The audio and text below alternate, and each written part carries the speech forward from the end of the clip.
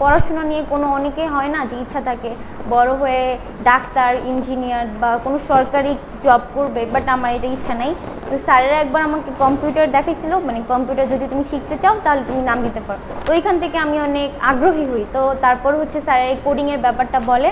তো কোডিংয়ের ব্যাপার বলার পর যে নিজেরা গেম বানায়, অনেক ইন্টারেস্টিং একটা জিনিস। যে আমরা যখন গেম খেলি তখন আমাদের অনেক ইন্টারেস্টিং লাগে যে গেমটা অনেক মজা। যদি নিজেরাই সেটা বানাই তাহলে তো সেটা আরও বেশি ইন্টারেস্টিং হবে। তো সেই থেকে আমি আমার ফিউচার প্ল্যানে আমি এটা ডিসাইড করেছি যে আমি বড় হয়ে একজন গেম ক্রিয়েটর হব। ঢাকার মিরপুরে একটি ব্যতিক্রমী স্কুল, নাম সুইচ। এখানে সুবিধাবঞ্চিত শিশুরা শুধু বই পড়ে না, শেখে জীবনের জন্য দরকারি নানা দক্ষতা। প্রচলিত শিক্ষার পাশাপাশি এখানে শেখানো হয় কম্পিউটার প্রোগ্রামিং, গ্রাফিক ডিজাইন। কোনো যে পোস্টার তৈরি করি, তারপরে ব্যানার তৈরি করি, তারপরে মেনু কার্ড। মাল্টিমিডিয়া ক্লাসরুমে শিশুরা আনন্দের সাথে শেখে নতুন নতুন বিষয়। ক্রাফটিং, ছবি আঁকা সবকিছুই তাদের কাছে যেন এক মজার খেলা।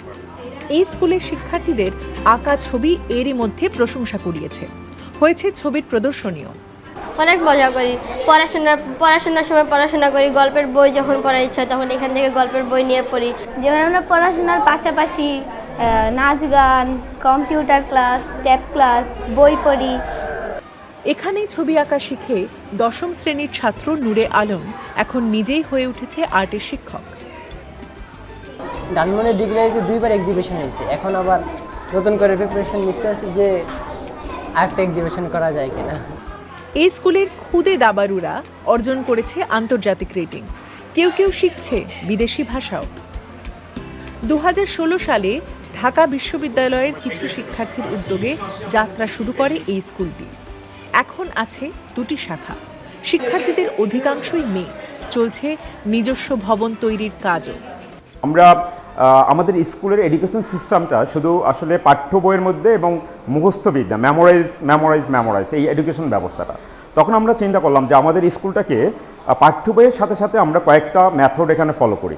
ফার্স্ট অফ হলো লার্নিং বাই ডুইং মেথড। যেমন বাচ্চারা যে পড়াশোনাটা করবে তার আগে তারা আউটডোরে নিয়ে যায়, তারপরে তাদের প্রজেক্টের মাধ্যমে পড়াশোনা করে, লাস্টে তাদের পাঠ্য বইটা পড়াশোনা করে। তার মানে তারা আসলে বাস্তব জগৎ সম্পর্কে তার একটা আইডিয়া হয়, সেটা বইয়ের সাথে পরে তারা কোলাবোরেশন করে। আর একটা স্কিল বেসড এডুকেশন। কারণ আমাদের দেশে কিন্তু বেকার কেন বেকার আমরা বলি, আমাদের কিন্তু যুবক সমাজ অনেক। তার মানে এডুকেশন ব্যবস্থা এমন যাতে আমাদের স্কিল বেসড এডুকেশন নাই। তো সেই কারণে আমরা স্কিল বেসড এডুকেশনটাকে আমরা বেশি ফোকাস করেছি। উদ্যোক্তাদের স্বপ্ন একদিন একটি বিশ্ববিদ্যালয় করার। তাদের বিশ্বাস সুবিধাবঞ্চিতদের শিক্ষায় কোনো আপোষ নয়, তাদেরও প্রাপ্য মানসম্পন্ন শিক্ষা।